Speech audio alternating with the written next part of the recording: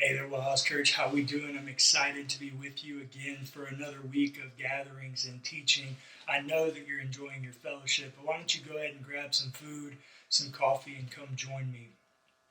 You know, we've been in this series after Easter talking about restoration stories. These stories where because of what Jesus has conquered on the cross, what restoration through resurrection looks like, we can look back at some of these places in 2 Peter and Hebrews 11 and see these people who really are flawed human beings just like you and I. And yet they're patriarchs of the faith. They're people that we reference about their faithfulness and all the ways that they've served God and done all these things for God. And they are magnificent people, and their stories are amazing. But so often I think when we read the Bible, we look at these people and we go, man, I could never be that. I could never be that person. I could never have that person's faith. And that is what Hebrews 11 is showing us, is that these people had immense faith. But even some of the patriarchs of our faith, they miss it sometimes. I think we put a status or a destination for ourselves to achieve that we actually can't live up to. The author of Hebrews in chapter 11 begins to talk about Abraham. And Abraham is the father of the Israelites. He's the father of those who come as the people of God. It's from his family. And the author of Hebrews quotes two different situations where Abraham was faithful. You can tune in tomorrow to a closer look to detail those out, because we're going to cover a lot of text today and I don't have a lot of time. We're going to look at one of them. So specifically, Abraham, when he's called by God to go on this journey, he's 75 years old and he doesn't have a son. He doesn't have any children. But he's got some slaves and he's got a lot of wealth and he's from a wealthy family. He's got all these things. And so God tells him to go, and Abraham just goes. And then in the call, that's Genesis chapter 12, in the call, he's promised a son, which interestingly enough is the second thing that the author of Hebrews says is the reason Abraham is regarded as being faithful. Hebrews 11:11 says, by faith he received power of procreation, even though he was too old, and Sarah herself was barren, because he considered him faithful who had promised.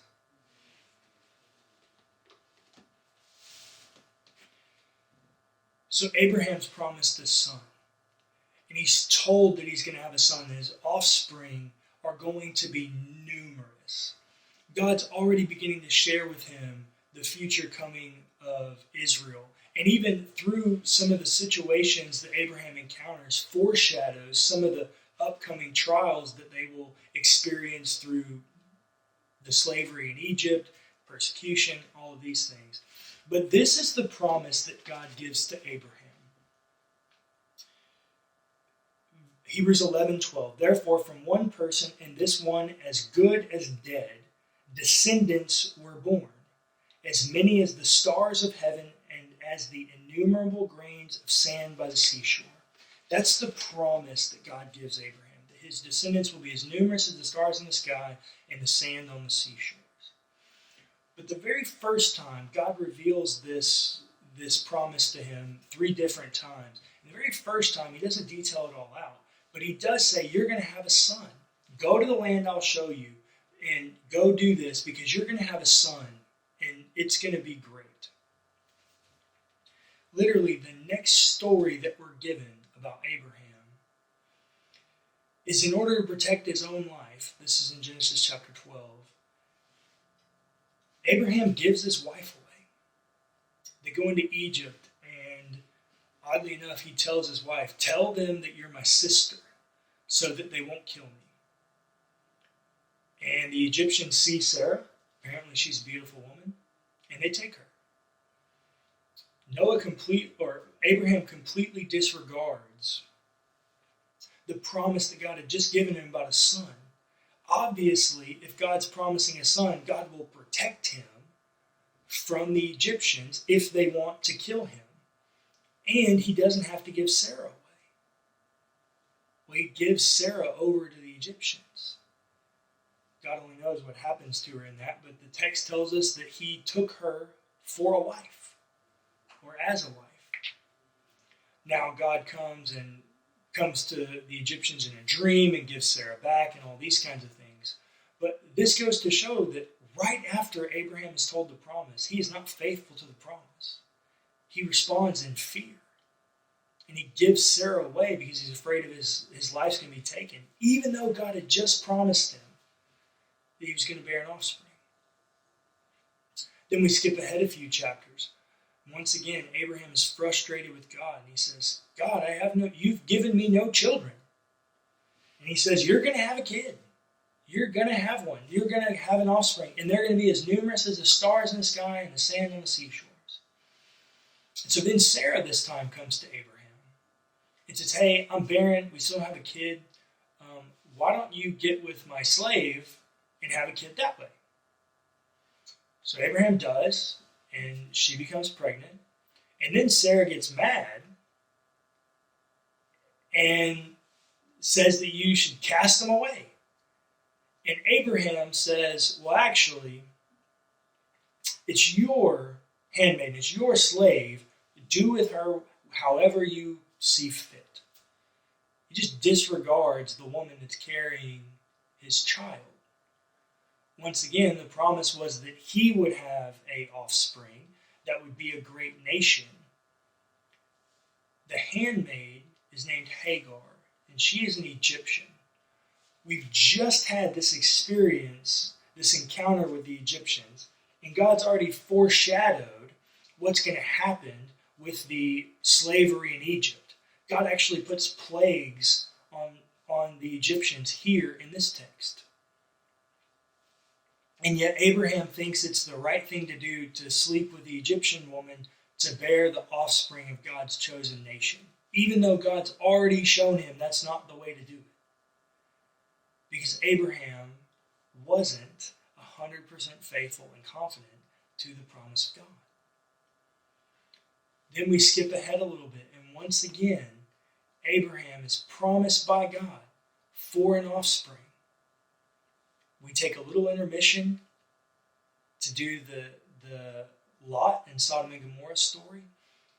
But picking up in Genesis 20, Abraham does the exact same thing that he did with the Egyptians, again with Sarah. In a new land, he tells them, she's my sister. And so they take her. Now, luckily, this time in the text, we're told that they never touched her. But twice, Abraham didn't trust the promise that God had given him. And then, after all of that, Sarah does give birth to a son. She does become pregnant, and they do birth a son named Isaac. Now, the reason I tell you all of that is because this text, as well as many other texts, reflect Abraham to be this person of unwavering faith. And the narrative of the story is he's just not. He is a person of faith, but he's not perfect. By all accounts, his faith wavers, and wavers quite a bit in a number of different times, even to the point that he just disregards a child of his own.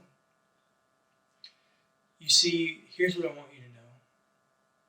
Being a person of faith doesn't mean that we don't have moments where our faith wavers. Being a person of faith doesn't mean that it doesn't come without struggles and failures. I would say all three of those stories that you can go read in Genesis 12, 16, and 20 are failures on the part of Abraham.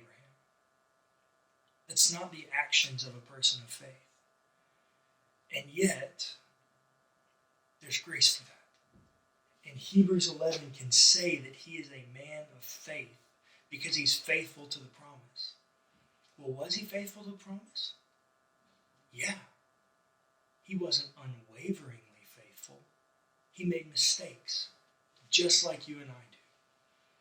So today I want to ask you a few things.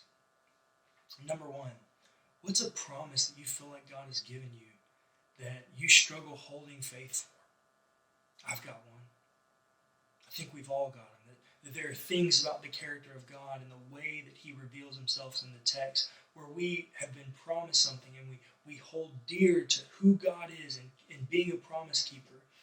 And yet sometimes in the moment, it's just too hard to hold faith. There's grace for that. Once again, as I've said every time throughout this, your decisions do not determine your destiny. God has already determined your destiny in the promises. Your decisions don't change that. Being a person of faith doesn't mean that we don't waver.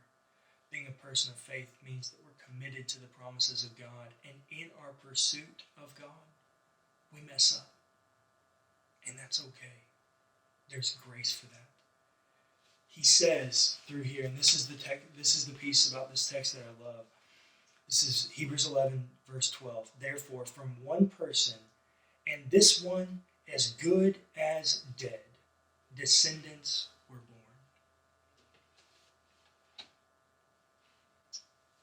Through one person, as good as dead. As Abraham and Sarah are old, and Sarah's recorded as being barren, as good as dead, Jesus took on death, became death, so that he could rise again and offer life and restoration. That through one, many descendants of restoration would be born. Because your decisions do not determine your destiny. Jesus Christ determines your destiny. So no matter where you waver in your faith, no matter where you struggle in holding the promises of God, know this. God's promises don't waver.